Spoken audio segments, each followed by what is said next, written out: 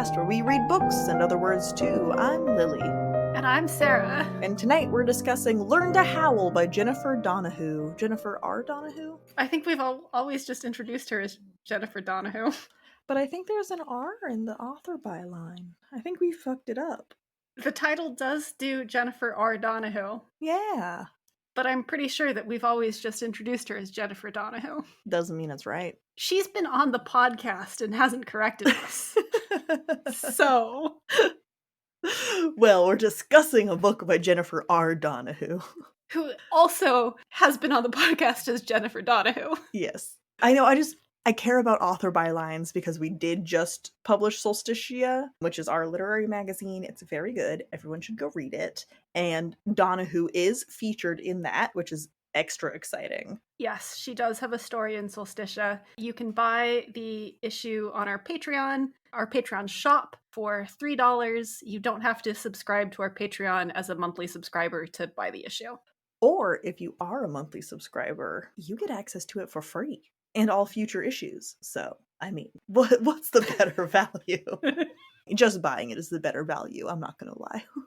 Yeah, I mean, even because we are bringing this out twice a year, that's the goal, even if you count the cost of multiple issues, buying them individually still is probably a better deal than subscribing to our Patreon at the $1 tier. Okay, if you subscribe to our Patreon at the $1 tier, you will be spending $6 for every Solsticia issue instead of $3, which is twice as expensive. However, you will also get hours of bonus content. So...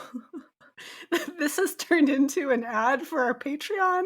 I'm not sure if I should be apologizing for that or not. We're not going to apologize, but we also won't repeat it during the spoiler break, which is where we normally put it, so you're just getting it up front. But before we start talking about the book, and after we talk about our own shit, what's something great that happened recently? I went backpacking with my father. We tried to do that about twice a summer. This was our first trip. And it went really, really well. It was only one night, so it was a pretty short trip. But we hiked 14 miles total, and we were able to do that in just 2 days, which is way better than some of our previous trips. Like, not gonna lie, some of our previous trips, we've hiked half that distance, and at the end of it, I've been like, I really don't know if we can do more backpacking because this was so rough on my father. To be fair, your father is an adult. By which you mean he is going to be 74 this month. Like, it's very impressive that he is backpacking at all. Exactly. Also, that is my new threshold for adult. If you're not 74, you're a kid. That's just like my new definition. That's how it works. Yeah, so, I mean, yes, you were correct. So even his previous attempts have been admirable, given that he is, as you say, an adult. But for this trip, we hiked twice the length as we have sometimes, and it was a really strong hike for him. Like, I didn't come out of it thinking, wow, are we going to be able to do more backpacking trips? Which, like I've said, is not something that I've been able to say in previous years. So it was great. That is good. I didn't think that he was going to drop dead on the trail. Jesus. Sarah. You're not supposed to say that part out loud. It's never been quite that bad. But hiking with a heavy backpack is hard. It is. No, it absolutely is. I can't do it. Your dad's in better shape than I am. Yeah. My good thing is that I don't think we've recorded since the 4th of July. Yeah. So I can use that as my good thing. We went to a reservation, the Muckleshoot Reservation. Being from California, all fireworks are big scary magic to me. And so being in a place where you can just like run into the parking lot and shoot off huge, giant professional grade fireworks is absolutely mind-blowing. I've lived in Washington for over a decade now, and it is still like the coolest thing. It's never gonna get old. It's madness. It's fantastic. I was in Fresno for the 4th of July. That was when we were driving to the trailhead. And we stopped in Fresno for the night to get a hotel because it's no fun to go backpacking after driving like 4 hours. And right across the street, there was like a house or something, some kind of private residence that was shooting off fireworks. And I could see the fireworks from the hotel room. And they were like proper fireworks, i.e. I could see them even with my glasses off. And it was very exciting. Anyway, I got to see a lot of fireworks. It was very fun. Lots of good people watching. So much good people watching. That could be a whole podcast on its own. But that's my good thing. Well, that's a fun good thing. Thank you. What are we drinking tonight? So I do like to try to coordinate my drink to the book when possible. Too much beer. Not gonna happen. But yes, there's too much beer. Not gonna happen. Donohue, I love you. I love this book. I'm not gonna drink beer for this book. So I'm drinking cider instead. I had an answer. It's the same answer, but I'm gonna couch it differently because I just realized. I am drinking homemade blueberry wine. It's half blueberry, half grape. We grew the grapes ourselves. We did not grow the blueberries ourselves. Our blueberry bushes are very sad. But there is a still. One of the families does their own booze, and so that makes it relevant. That does make it relevant. Have you read anything good lately? Yes, I have. Very emphatically. I have started reading the Mad Sisters of Essie by Tashan Mehta, which I'm reading for Subjective Chaos, and absolutely adoring. It is currently only published by HarperCollins India, I think, but it just got picked up by DAW, so it will be out in the UK and the US at some point in the next couple of years. And it's excellent. I'm really, really enjoying it. Highly recommend it. Can you give me like a 2-sentence? What's the premise? So, or just tell me the summary. That works too. I'm going to see what the summary says, because that probably is better than what I can describe. So there are two sisters, Myung and Lala. Okay, this is a summary of the summary. It's not word for word what the summary says. But there are two sisters, Myung and Lala, and they live in the Whale of Babel, which is this giant space whale. And eventually, Myung leaves because she wants a little bit more from life than exploring the insides of the space whale. And the insides of the space whale is not just like guts and intestines, it's like universes, different worlds and things. So it's actually pretty cool. But she wants people. And so she leaves and goes outside and is trying to find the truth about the Mad Sisters of Essie, because she thinks that that is going to lead her back to the Whale of Babel, because she can't, once she's left the whale, she can't get back. And after years, she starts missing her sister. She wants to see her sister again. So she's searching for the Mad Sisters of Essie and comes to this shape-shifting island, Ajda, and that's where it stops, because that's where I am 32% of the way through. Your summary was interrupted by my cat crying very sad for me to pay attention to her. I'm sorry, Sif. You probably saw me immediately get distracted. It was not that what you were saying was not interesting. I figured that it was cat-related reasons, which are valid.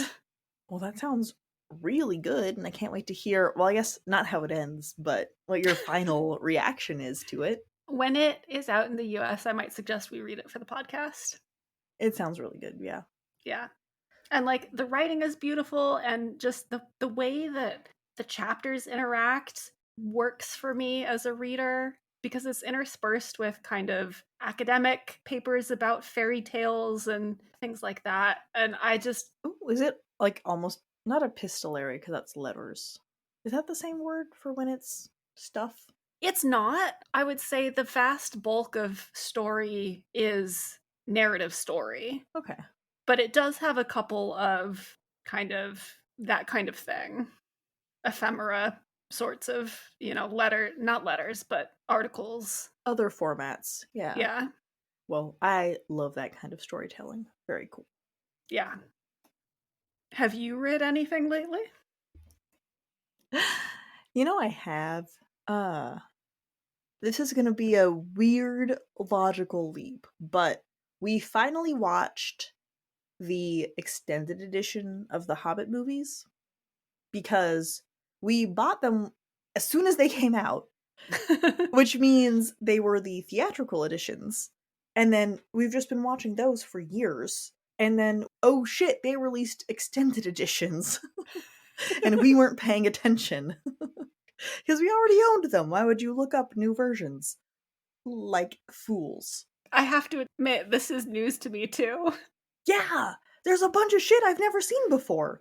So recently we had COVID, which was the perfect time to rewatch all of the Hobbit movies, but buy the extended editions this time.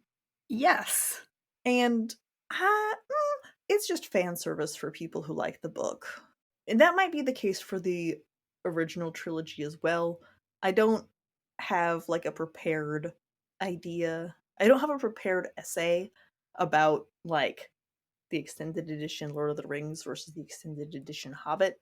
So that's fine. We'll talk about it later. But that'll be an exclusive episode for our Patreon. Hell yeah. Sarah, we can watch those. Oh, we should do a marathon on our Discord. We should. But the question was, have I read anything good lately? And this is the leap of logic. I watched The Hobbit, which made me read Hobbit fanfiction, which made me read BBC Sherlock fanfiction. Now, I know what you're thinking. I'm wondering which of those is your good thing. I mean, is your read anything good lately? Yeah, I think none of those are my good thing. And good lately, I actually skipped over the Hobbit fanfiction entirely, which is the garbage part, because I watched the Hobbit movies and then went, I would like to read Sherlock and Watson fanfiction. Okay, none of this has anything to do with Learn to Howl, which is very unfair because I fucking tore through this book. Dude, it's so good. It is. So this is the second time that we've both read it because we did blurb this book and we have blurbed book 2 in the trilogy and we will be blurbing book 3 once we read it, which is going to happen in time for us to blurb it properly, I promise.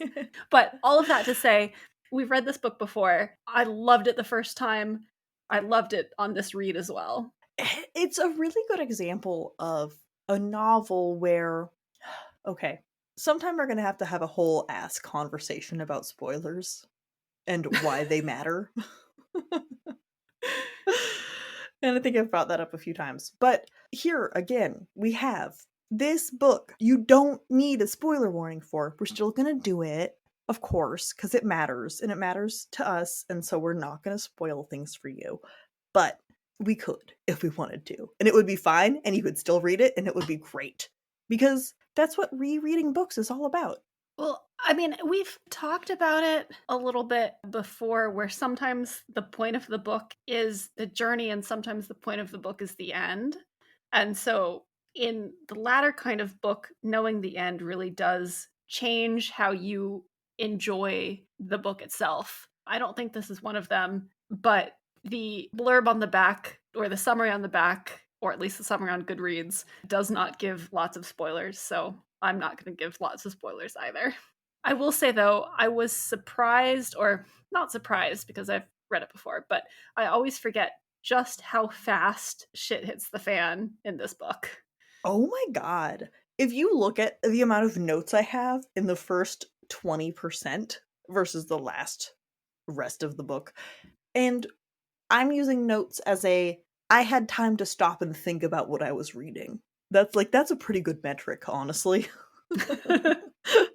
I make notes as I'm reading. I know I'm doing a podcast on it, so if I have an opinion, I stop and I make that note. But when the book is good, there's honestly fewer notes.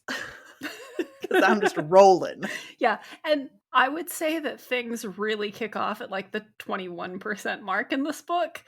It's nuts! Yeah, like it is so nuts. Like the main inciting event happens at the 21% mark and you're like, "Wait. Okay. This is going so fast." Okay, I'm gonna like rewind a little bit. That's pretty standard like 3-act structure, to be fair. Okay, but it feels faster. I think it's less how fast it is and more how high the tension ratchets up. Yeah. Because this story introduces us to Allie, our main character, who is dealing with the fact that she has become a werewolf. That's already a lot, okay? Like, there's a lot going on. She has become a werewolf, and her mother abandons her with these relatives she didn't know existed. This poor girl. That alone is an incredible novel. Yeah, that's pretty traumatic just by itself. And then, can we say the thing? I think it's fair. Say the thing. Her whole new family gets, like, burnt to the ground and maybe murdered or kidnapped. We don't know. So, the book starts with a twist, which is stupid because there's nothing to twist on except for Allie, it is. Yeah. I mean, Allie's whole life has been turned upside down. And so she finally adjusts to her new normal, and then it's yanked away from her. And as a reader, you're like, oh, okay. This is not a sweet coming of age story. Like, we are going on an adventure. We are. I mean, I do want this to be some kind of like action adventure movie series. You have said that about everything Donohue has written. Okay, not action adventure specifically, because Exit Ghost is not action adventure. I want this to be a movie series. I want Run with the Hunted to be a television show. There is a difference. Okay, fair. The point is, her work is so cinematic. There's so much adrenaline. It's so good. Yes. This book introduces poor Allie. She has to deal with so much. She does it. She does an amazing job. I hope that's not a spoiler, but I do love Allie, which is apparently short for Alleluia, which, oh my god, poor thing. Yeah. So Allie comes from a very religious household. Her father is a preacher. And I kind of get the impression that he's maybe not necessarily a mega church, but like a big church. That's the vibe, yeah. Yeah. And so her family is very religious. She's brought up in this very religious household. She's homeschooled for a lot of the time, although she has been going to the local high school for the last like year until things happen. And her mother uproots her whole life to drop her off with her aunts. Doesn't just, well, no. Okay. We're not actually going to get into that much detail because, well, I don't think it would spoil the plot. I do think readers should experience it as written. But as soon as Allie gets to her new family, she meets her aunts. And she's just sort of dropped off in this household with 3 women who live in the forest and have dogs and a moonshine distillery. And is that really coven coded? Or did I read Exit Ghost too recently? I think that you've been reading too many witch books too recently. 3 chill women just hanging out in a forest. That's a coven.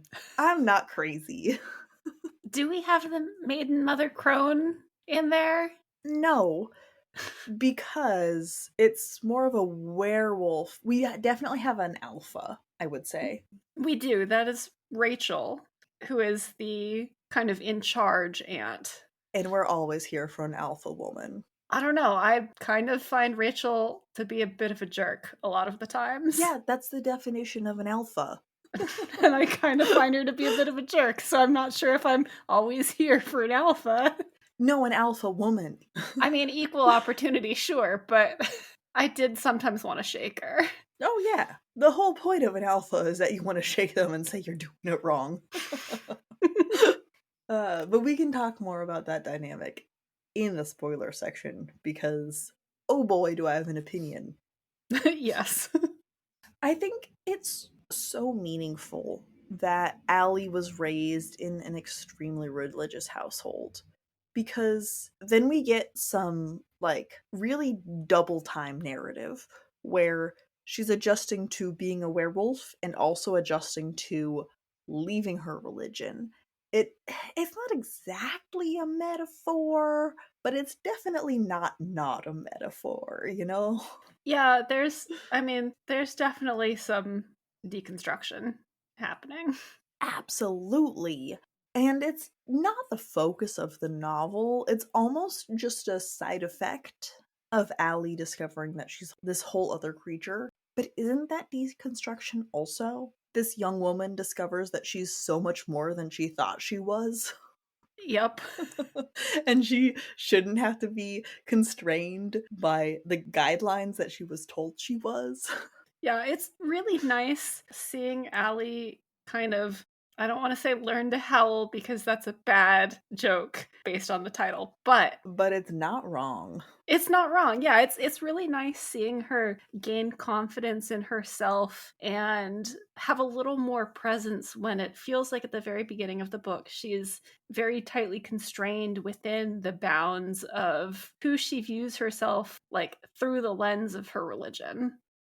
As Allie is like going through this very huge change in her whole life and life concept, there's also a very interesting concept of modesty discussed in this book, and we do get it from her perspective, who was raised very Christian, but also, werewolves who are changing into wolves. They're human beings who are getting naked to be wolves who don't wear clothes. And I don't feel like this book really gets where it's trying to go. I'm gonna guess that the sequel does, just because I know Donohue is an author.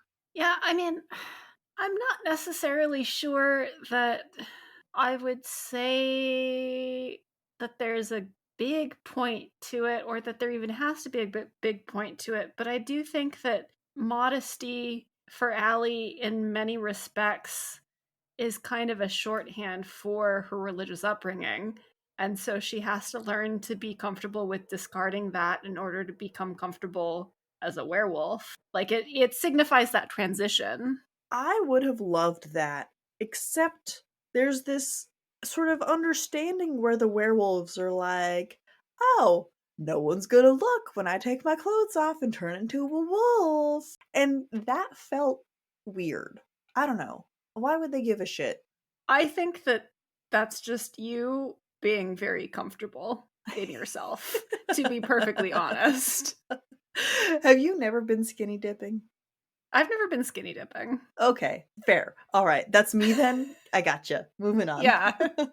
Like, and I mean, sure, I can undress if we're all looking the other way, but I don't necessarily want to undress if people are looking at me. Yeah, no, that's not the same thing as skinny dipping. All of that to say, I think that you're bringing some of your own perspective to that specific thing. So you're saying I'm more liberal than werewolves? Yes. I'm into that. That's my new catchphrase. Lily Ellison, more liberal than a werewolf. There's another thing, though, that I think is actually a real thing, not just me bringing my shit. Also, actually, before we move on, I do think that a lot of what we see is the werewolves around Allie like respecting her boundaries and not pushing them too far, rather than them not being comfortable with casual nudity. Was it? Yeah, they were just being nice. That's fair. That's what I think. Hmm. Like, I think there's a certain amount of just like, we don't care, but we know that you care, so we're gonna be polite about it. That wasn't the vibe I got, because when she is with the second werewolf family, which there's more than one werewolf family, that's not a big spoiler. This is a world with werewolves. I felt like the rhetoric was, this is how we do it. We change in these shower stalls and no one can see us. I'm down with taking that as a white lie, but that was not how I read it at the time. I read that as, we don't know you guys that well, so this is how we are going to do it. Okay. But when it's just us, we're more casual. I'm very into that reading. That honestly makes a lot more sense. I didn't read it that way at the time, but Yeah. I like it better. That was how I interpreted it. Mm-hmm. And especially because it's mostly families, right? Because werewolfism, lycanthropy, if you will. The word is not used in this book, and I kind of love that. But it's very genetic. And so, like, why would someone be weird about taking their clothes off in front of their sister or their cousin, you know? Yeah. Yeah, it's definitely a family thing. There are different families who have it, but they all come by it a little differently. We'll talk about that later. And they're all very insular. Like, they know that the other families exist, they do interact with them, but not that much necessarily. I loved the politics in this book. The kind of like extremely personal politics of if something happens to you, I could get murdered. But also, I don't like you.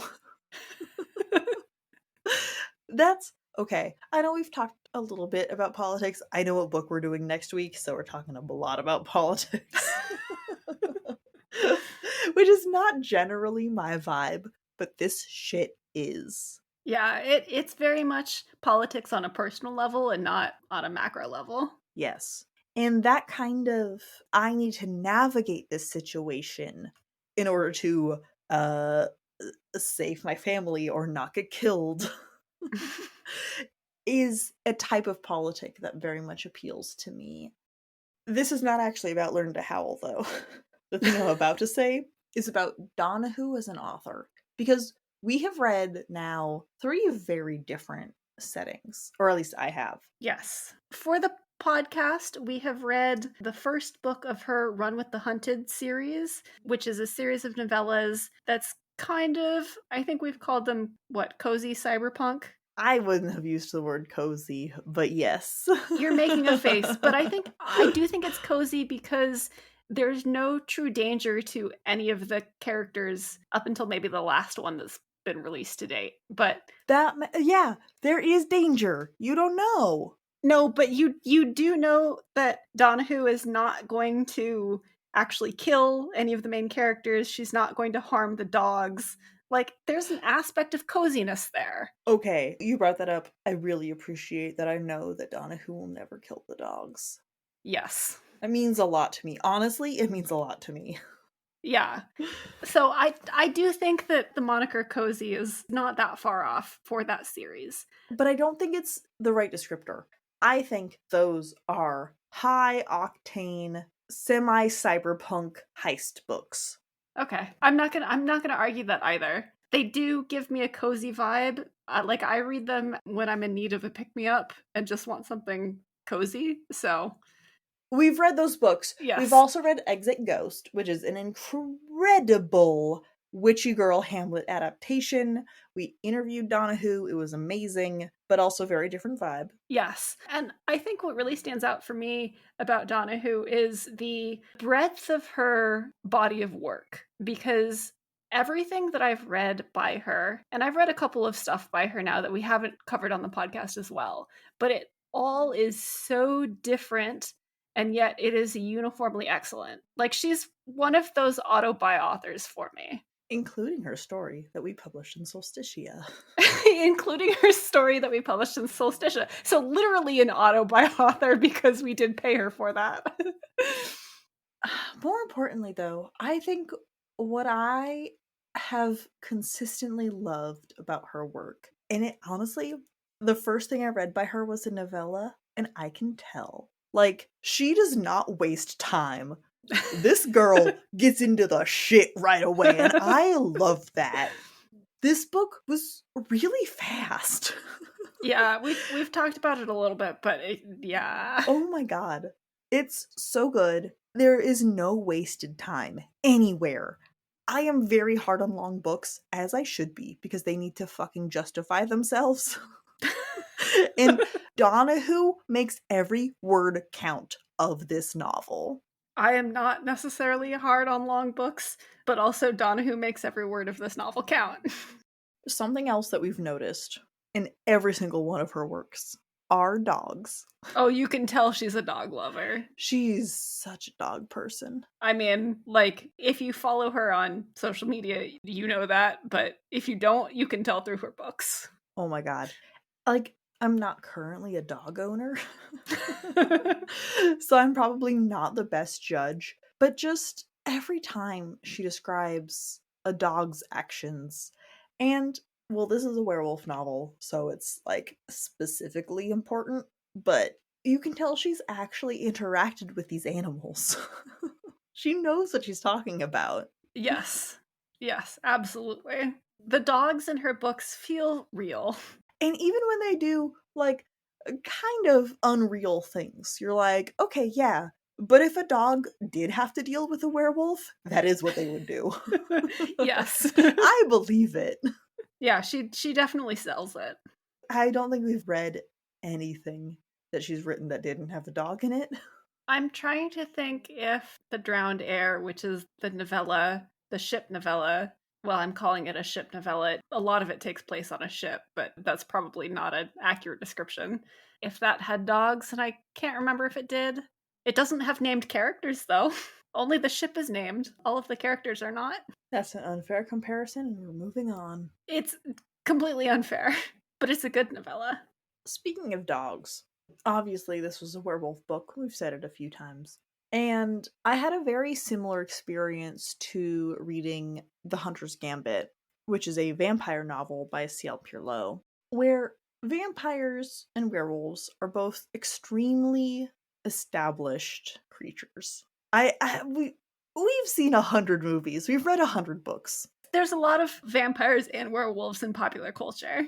Yes, like I know these guys. I'm familiar with them.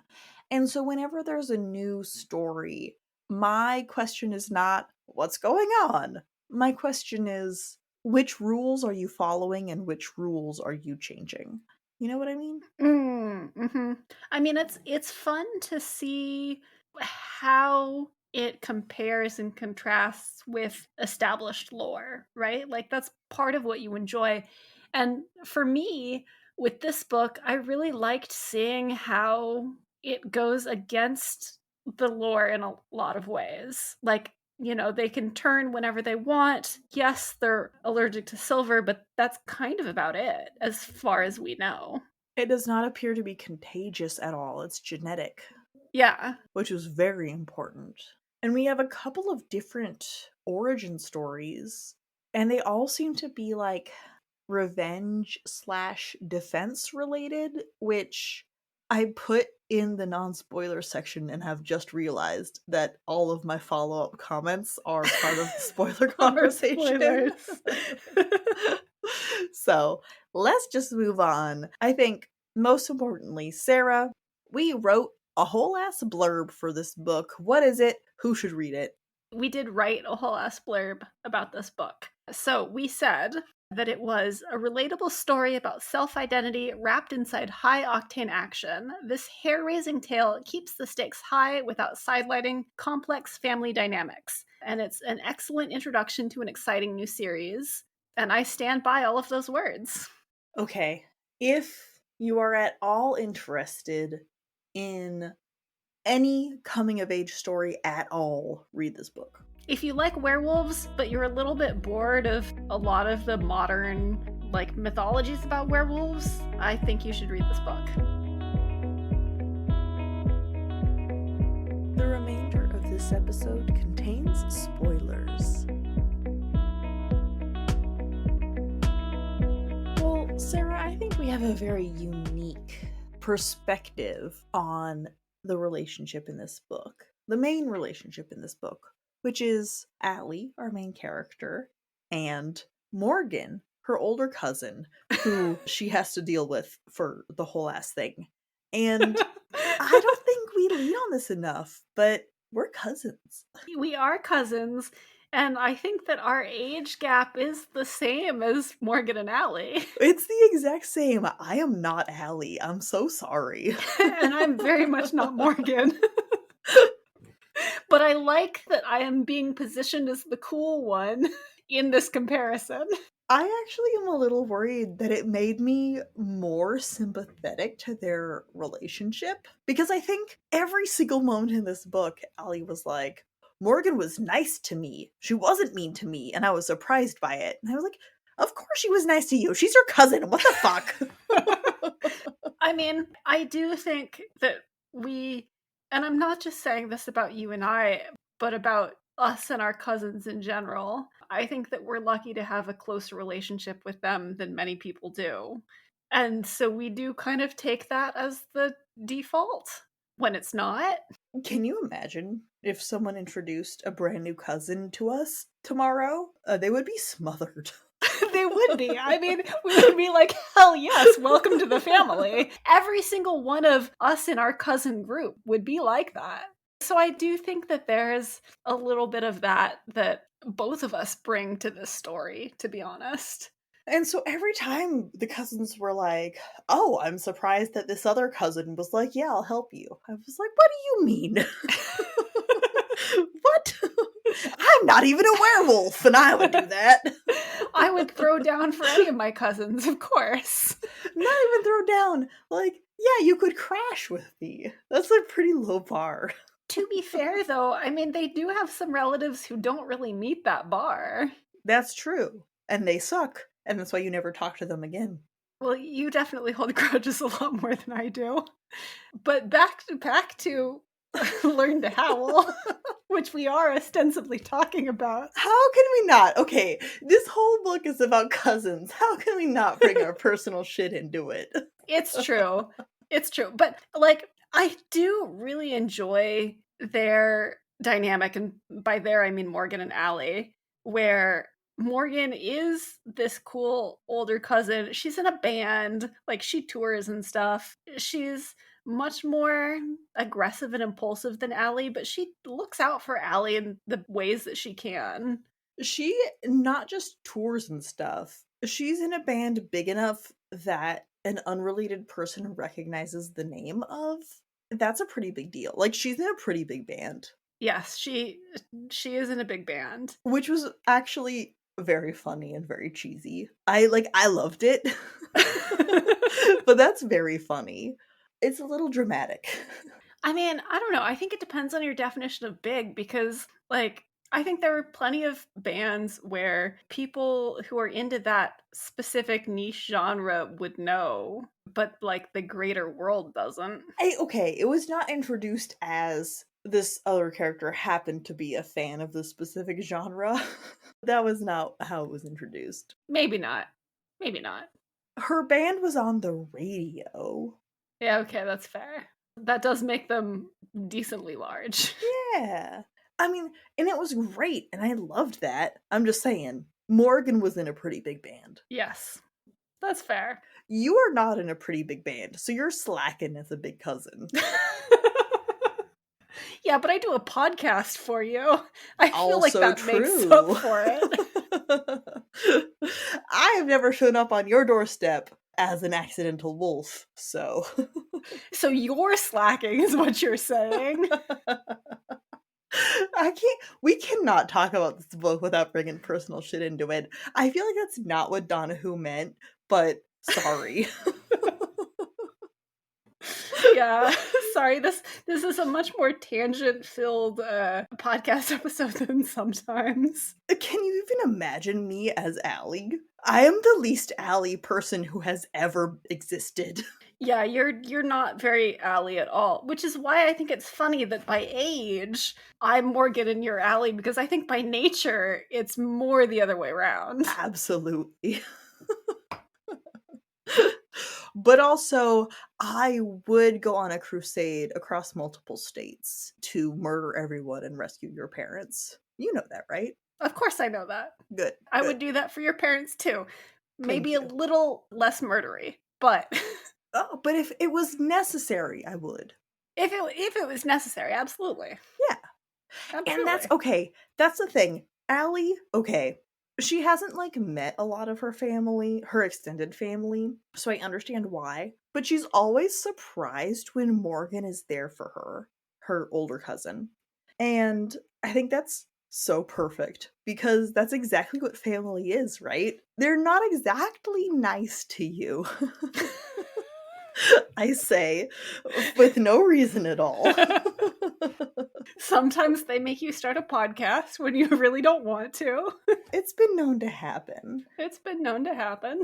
But every single time that it actually matters, Morgan shows up. And Allie is always surprised. And I was like, girl, you know there's a difference between someone being a little shitty versus someone actually being there for you. And then I realized that she didn't know that, because she had a weird religious upbringing where everyone's petty and gross. And I was I mean, I think that speaks loads to her upbringing and how Donohue, makes us understand how traumatized she is by her upbringing. that she doesn't understand that. But also, I think it's telling that it's not her parents who have been kidnapped by this shady pharmaceutical corporation, and she's willing to, go and rescue them and kill people and do whatever it takes. The fact that this book didn't feel bad, I think is very meaningful. I get everything that they did, and I understand why Allie was mistrustful of Morgan because she didn't know her that well. And she's very sheltered.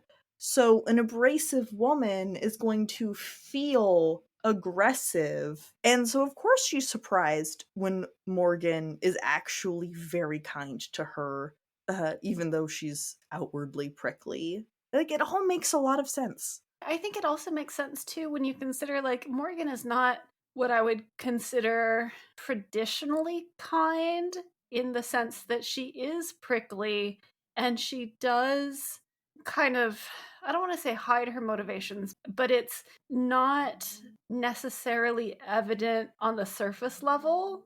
Like, sometimes she talks around her kindness or comes at it from a different angle. So it's not always evident at first glance that she's actually trying to be nice. But she is trying to be nice and she is trying to be considerate, and she's a great older cousin. Okay, specifically, there are a couple of times when Allie confides in Morgan about, like, Allie was sexually assaulted at the beginning of the book, and that's not, like, covered until later. And she expects Morgan to make fun of her. And honestly, to me, that feels like a young woman who's never had a true ally. Yeah. Because you can make fun of someone for a lot of stuff. And never do that. Like, what the fuck? And also, I mean, when Allie confides in Morgan, Morgan makes a joke not about her sexual assault, to be very clear, but about like being the person who is left to have that conversation because at this point all of the aunts are gone. But that's coming from a position of worry for her mother and aunts. And Yeah, at that point, Morgan's mother has been kidnapped by a shady science group. Like, yeah. she's allowed to be a little fucked up. Yeah. And also it just it feels to me like a very real reaction and a very real response to not knowing how to deal with the situation, where yeah, you do kind of want to make light of things because your other option is going and punching the dude who did this in the face, and that's not necessarily a viable alternative at this point in time. And so she reacts the way that she can. And Allie recognizes that. Like, to be clear, she knows that Morgan's not making this joke because she's making fun of what she went through. It's an attempt to be able to react. And I think there's something very real about that in this book. There's a couple of times when characters react in ways that aren't, like, ideal. They're not like the fantastical, if I was in that situation, that's what I would do. And one of those is also where a character in the rival family, the Ward family, I say rival, they do help them, but kind of a little bit. Joe comes out to Allie as trans, and Allie is like not really sure how to react, and so she just like does her best. And everyone's chill with it. They're like, yeah, you didn't know what to do. You did your best. That's fine. Yeah. And I think that's what really humanizes all of the characters in this book to me, is that they're not perfect. They don't react perfectly, but they are doing their best in sometimes shitty situations. And it feels like they're doing their best. And the other characters understand that. I think that's really important too. Yes. Because, like, as a person in life, sometimes you interact with someone and you're like, you did your best, honey. Nice try. Moving on. You know, we've all been there. And sometimes you're the one who's just doing your best and you're like, I know that I could have handled that better, but in the moment I didn't know what to do. And so I just did what I could. And all you can do is hope that the other person understands that. Yeah. So seeing that grace extended to characters is nice. Overall, this is a very female-centric book. It is. Yeah, it absolutely is. I mean, the lycanthropy in Allie's specific family line, this is not true for all of the werewolves or all of the werewolf families that are mentioned in the series, but specifically for Allie. I love that. Can I just say, I'm sorry, I love that different werewolf families have different rules. I'm so excited to read more. Yes, okay, keep going. But specifically for Allie's family, it is only passed down through the female line. So all of the women in the family are werewolves, except for Allie's mom. And there's maybe a little bit more that we're going to get there if you read, books 2. I can't say book 3 because we haven't read it yet, but I bet it's probably addressed there too, though. probably. I'd believe it. I have faith in Donohue. Yes. But so, yes, it's going to be very female-centric because the main character, her whole family is all about this werewolf gene being passed down through the female line. I'm gonna argue because, no, her immediate family is all about her father and brothers. And then she gets rejected to a family that's all about women. And there's a lot there that I'm not equipped to talk about. Okay, that's true. It's not necessarily the default that this book was going to be very female-centric, but the way that Donohue has decided to focus on the family, yes. Yeah, no. Donohue wrote a book that was very female-centric, but she absolutely centered it in a world where that is not the default. Yes, and the Ward family, which we've talked about a little bit, they are, I'm going to call them the main rivals of Allie's family. Rivals in a cute way. Like, they also help each other. They do in this book, but you don't get the sense that they've done it a lot in the past. Did they only help because Joe is the best? Maybe. Maybe. I mean, I think there's some politicking going on in the background that we'll learn about more, but their lycanthropy is passed down through the male line. So it's a very different kind of feeling for them. That also makes it very relevant that Joe is a trans character, because he exists in a family where the men are werewolves. And I don't think it's confirmed that Joe is a werewolf. I don't think it's confirmed in this book. And honestly, genuinely, it's been long enough since I've read book 2. And there's been enough books in between that I can't remember if it's ever addressed in there. But I'm looking forward to rereading book 2 and to reading book 3 to see what happens. I feel like if book 2 said, yeah, Joe's totally a werewolf, you'd remember.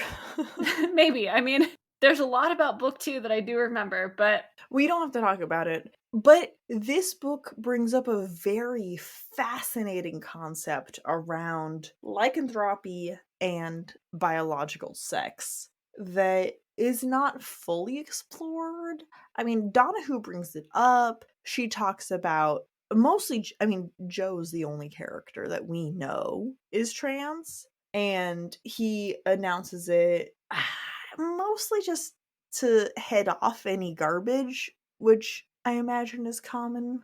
Yeah, you kind of get the sense that he's gotten some garbage thrown at him. Well, and we meet his family, who sucks. Yeah. Not necessarily in that regard, though. Because honestly, it kind of seems like the wards treat him the same as the other men, which is good. Yeah, I mean, to a certain extent, I'd say that they treat him as young, but I think that's separate from treating him as a young woman, right? Like, they do kind of mollycoddle him a little bit and put him on the easy jobs, but I think that's just because of his age. He's a teenager, not because they're saying anything about where he came from. Right. But there is absolutely some interesting subtext, because Allie is very uncomfortable around men. Obviously, there's a rape scene that is implied at the beginning and then fully explored later that is not actually actualized. That's how Allie becomes a werewolf to defend herself. But the result of that is that she does not want to be alone with aggressive men, which who does, though, really, to be honest. Yeah, I mean, hashtag relatable. But her relationship with Joe is extremely tender.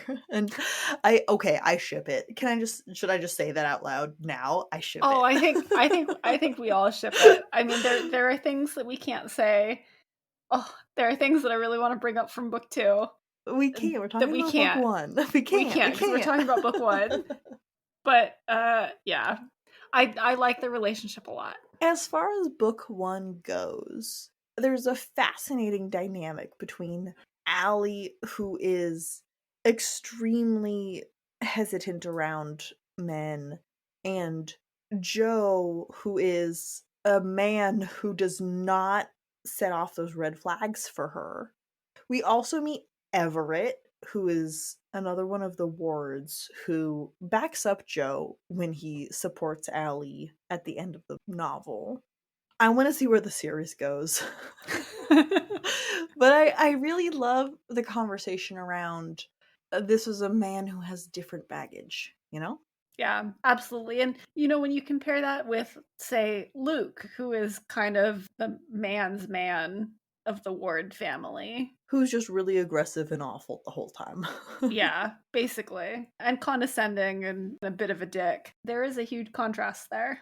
I am here for the romance novel between Joe and Allie, and I know that that's like not what this is about, but I cannot wait. They are literally made for each other. They're pretty cute, the way that they dance around each other in this book. I mean, Allie is very traumatized, but I like their relationship in this book. It's also, I've said this a lot before, it's based around mutual respect. Yes. And that means a lot. It goes really far.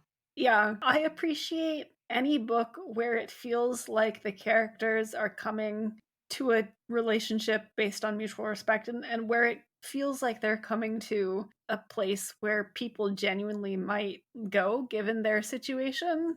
And, Donohue does that well. And that's not something that every novel does. Like, not every novel makes me believe that these traumatized kids would feel like this.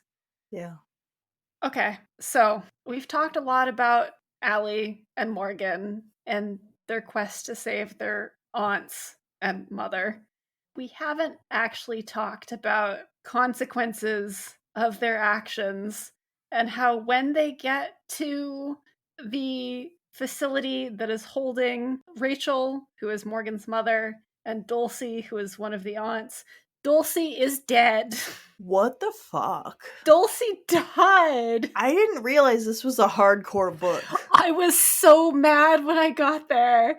I was so mad because Dulcie is like, she's the one that Allie kind of bonds with the most. Like, You knew she was the one who was gonna die, because at one point in the middle, Allie was like, if I ever confess the fact that I was sexually assaulted, it would be to Dulcie. So you're like, oh, so she's dead now. yeah, that's you're not wrong. But also, like, what the fuck, Donohue?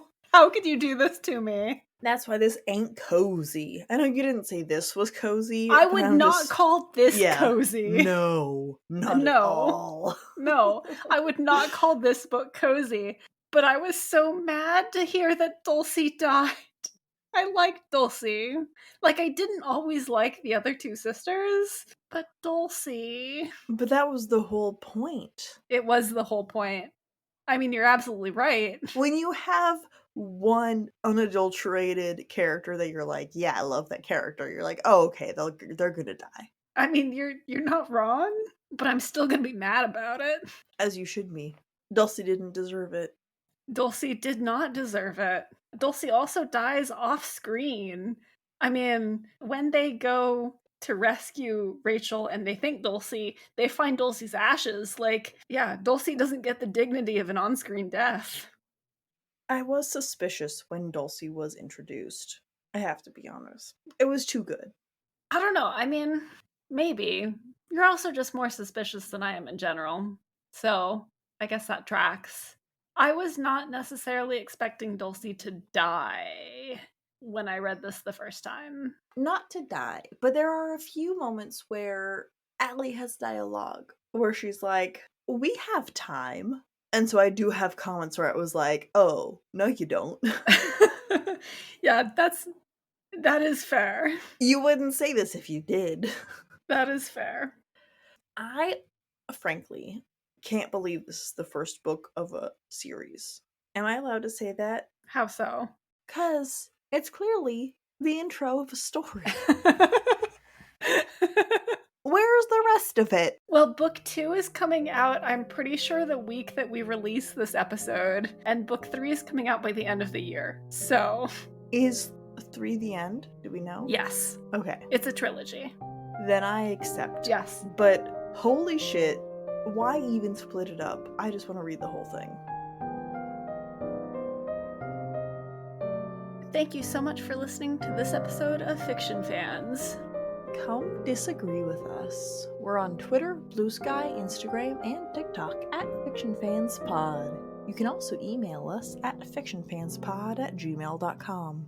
If you enjoyed the episode, please rate and review on Spotify and Apple Podcasts, and follow us wherever your podcasts live. We also have a Patreon, patreon.com/fictionfanspod, where you can support us and find exclusive episodes and a little bit of other nonsense. Thanks again for listening, and may your villains always be defeated. Bye.